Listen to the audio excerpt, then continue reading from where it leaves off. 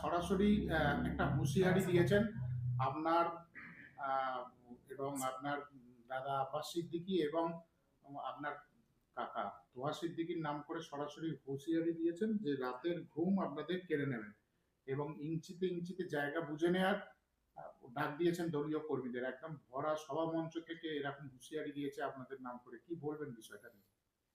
আমার কাকার বিষয় যেটা বলছেন, উনি মমতা ব্যানার্জির খুব ক্লোজ। সে বিষয়টা নিশ্চিতভাবে কাকা বুঝে নেবেন। চুনোপুটিদেরকে পাত্তা দেয় না, আমি দেখছি ইদানিংকালে ওর বিরুদ্ধে যথেষ্ট মুখ খুলছে। এখন বিষয় হচ্ছে নওশাদ সিদ্দিকী, আব্বাস সিদ্দিকী।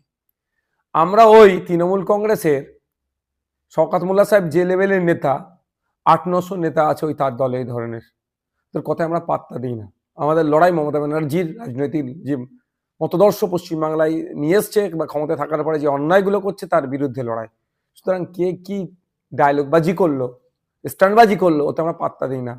কারণ তার প্রমাণ হচ্ছে আমাদের শহীদ মিনারে পার্টির প্রতিষ্ঠা দিবসকে চ্যালেঞ্জ করে একটা প্রোগ্রাম করতে গিয়েছিল।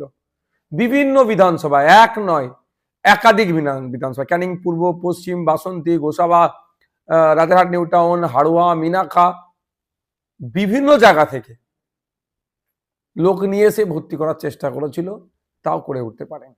সুতরাং রাজনৈতিকভাবে দেউলিয়া হয়ে গিয়েছে। মিডিয়ায় টিকে থাকার জন্য নওশাদ সিদ্দিকী, আইএসএফ, আব্বাস সিদ্দিকী সম্পর্কে সমালোচনা করো, মিডিয়ায় টিকে থাকবে, এর বাইরে কিচ্ছু না। আজকে হুমায়ুন কবির উনি সরাসরি জানিয়ে দিয়েছেন যে সিপিএম এবং আইএসএফ এর সঙ্গে উনি জোটে যাচ্ছেন না। তার কারণ সিপিএম এবং আইএসএফ আসন সমঝোতা নিয়ে যে পরিমাণে সিট দাবি করছে সেটা নিয়ে তিনি রাজি নন। তাই আগামী দিনে নিম সহ একাধিক দলকে নিয়ে আগামী 25 তারিখে জোটের জন্য তার নিজস্ব এজেন্ডা বা নিজস্ব প্রার্থী ঘোষণা করতে পারেন, এরকম একটা দিয়েছেন এবং পরিষ্কার করে দিয়েছেন আইএসএফ বা সিপিএম এর সঙ্গে তিনি জোটে যাচ্ছেন না বা যাবেন না। আমাকে কি প্রশ্ন করছেন? উনি উনার মন্তব্য, আমার প্রশ্ন কি? আমার জন্য প্রশ্নটা কি? দেখছেন উনি যেটা বলেছেন? দেখুন, উনি আগে একবার স্টেজে উঠে বলেছিলেন যে, স্টেজ থেকে বলেছিলেন সিপিএম কে কটা সিট দেবো, আইএসএফ কে কটা সিট দেবো, কংগ্রেসকে কটা সিট ছাড়বো। আমি সেই সময় প্রতিক্রিয়া দিয়েছিলাম। আজকের দিনেও বলছি, আমরা সিপিএম এর সাথে একটা আলোচনায় আছি, আমরা একটা সিট, নির্দিষ্ট একটা সিটের জন্য আলোচনা চলছে, কোন কোন সিটে দাঁড়াবে এটা নিয়ে চলছে, এক পর্যায়ে আছে। বাকি কে কোথায় থাকবে, কার সাথে যাবে না যাবে, সেটাকে তো আমি তো জোর করে আটকে রাখতে পারি না।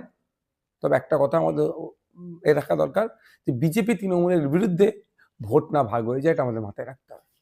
কারণ এর আগে উনি জোটের ব্যাপারে আগ্রহ প্রকাশ করেছিলেন এবং উনি জানিয়েছিলেন সিপিএম এর পাশাপাশি আইএসএফ এর সাথেও যাতে জোট হয় তার জন্য আলোচনা করতে প্রস্তুত, এবং তিনি আপনার সঙ্গে আলোচনা করেছিলেন এরকমও বক্তব্য শুনতে শোনা গেছিল। উনি ফুটপড়াতে এসেছিলেন, তারপর